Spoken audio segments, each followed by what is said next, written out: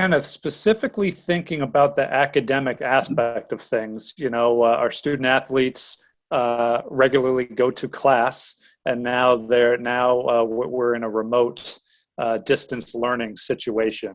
Can you discuss that while also maybe kicking it off by kind of giving a baseline of the University of Michigan ecosystem, because we do not have prior to this, a robust online learning environment. So knowing who we are, what those challenges become, and then the greater step of how do our student and athletes manage this? Is it dictated by professors' schedule? Do they have set hours that they have to be online or deadlines, or does it totally depend on the major?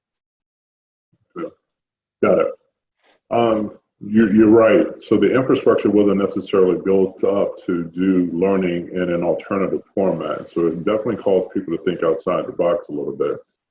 For the most part, it was trying to emulate the same physical, in-person environment as much as you can through virtual technology. So what that would mean is that if you have a class that's going to be from 1 to 2 o'clock on Monday, Wednesdays, and Fridays, so from 1 to 2 o'clock on Monday, Wednesdays, and Fridays, you would do that through the virtual experience. So it's pretty much the same. It's not like there's anything new.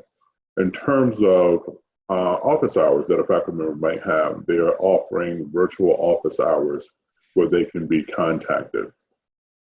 There's been a couple of different platforms used to be able to assist in some of this, which was already integrated for sharing of information, and it's probably being used a little bit more now because of not necessarily having the infrastructure. Canvas is one of them, which is another learning management system. The teleconferencing with Zoom and BlueJean has been one of the bigger opportunities for us to be able to communicate with our students, so that's been utilized also within the classroom as well. Some faculty members have made some adjustments to their syllabi, recognizing that we're in some unprecedented times, to make sure that it's able to fit the scope of what they can teach within this time span, and not necessarily being able to peel back perhaps on some things like they normally would with the physical presence. As it relates to the students adjustment is a little bit different, particularly if things are synchronous and you're in a different time zone. So that's one of the challenges that you have to make sure that you stay on. I can tell you right now, for summer bridge programs, one of the things that I applaud them on is thinking about that notion and making things asynchronous. So they're going to end up recording instruction prior to, so that everybody can have the collective experience, or the same shared experience, if you will, with the same information that's going out to all students who are participating. I think one of the things that this is causing us to do, and I say us, I'm talking about the university, to be able to think about now, what does the future of the University of Michigan look like with respect to the online learning environment?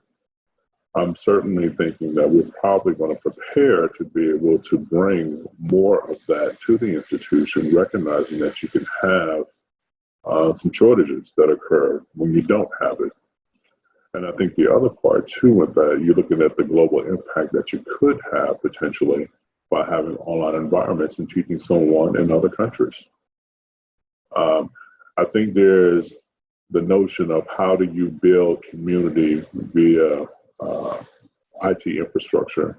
And I think those are the things that are starting to be worked out at this point. How do we make sure that our students still feel engaged, recognizing that recruitment and retention go hand in hand? How do we get them to actually learn the things that we want them to with respect to our learning outcomes?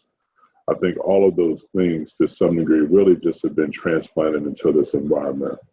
The challenge is making sure that we do have an infrastructure from a technological standpoint that can support all of that. That's really good insight. I thought about, my younger years of struggling with 8 a.m. classes.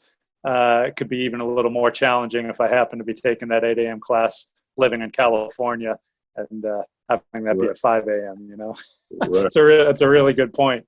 What, a quick follow-up, Kenneth, thinking about some of the more specialized classes, courses, majors, how do you take a science class online? So specifics of that would simply be offered through Zoom or BlueJean. So just like we're having this conversation right now, an instructor could actually be teaching from their textbook or whatever resources that they're using to all of their classes. Same way. The opportunity just not getting the lab experience, though. Correct. Now, that doesn't mean that they can't provide them with resources that would actually explain some of the lab experiences. They just firsthand may not have the opportunity to be able to experience that. Got it. Appreciate that. To your knowledge, given what's happening in the learning environment and the way courses are laid out, have we seen an adjustment in either how our teams interact with each other, virtual team meetings? Has it affected BT or Maurice than what you have had to do with your groups in terms of outreach and communication with your student athletes? What has been that flow overall for you folks?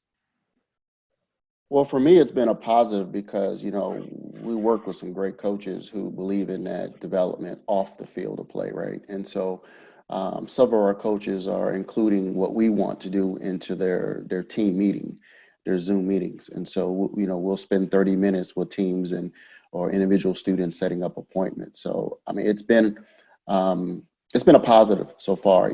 Our day has extended. On a normal day, we're there till 9, 10 o'clock at night, right? And now, we extend those hours from 9 o'clock in the morning to 9 o'clock at night. We're still having students send messages out, but I don't think the team programming or what the coaches are doing has impacted. I think it's kind of helped because now we have the students' attention, right? And then they can all learn at one time. So it's working.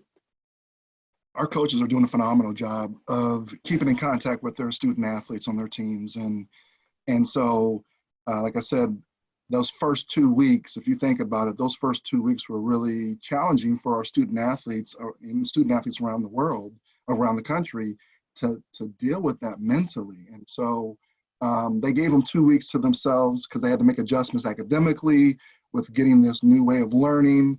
They still are trying to process all this. And so we have a number of different coaches that have reached out to me and said, hey, we want to do some work to help our kids come together.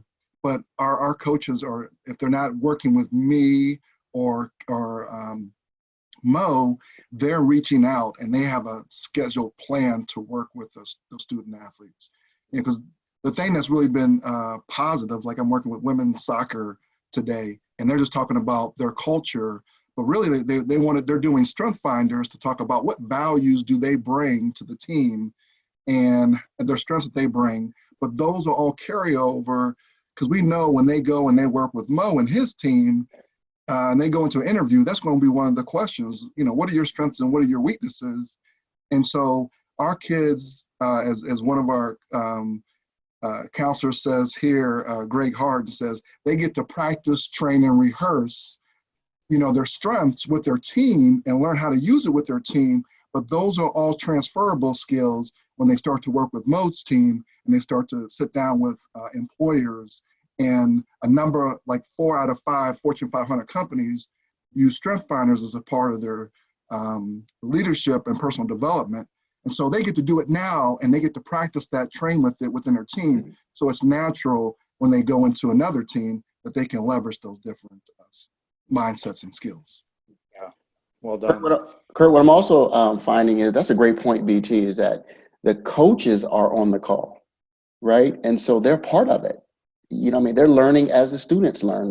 They're being challenged. I had a coach 2 weeks ago. I said, do you use LinkedIn, coach? And the coach said, not really. Well, why not? You know what I mean? And I didn't know I should get on.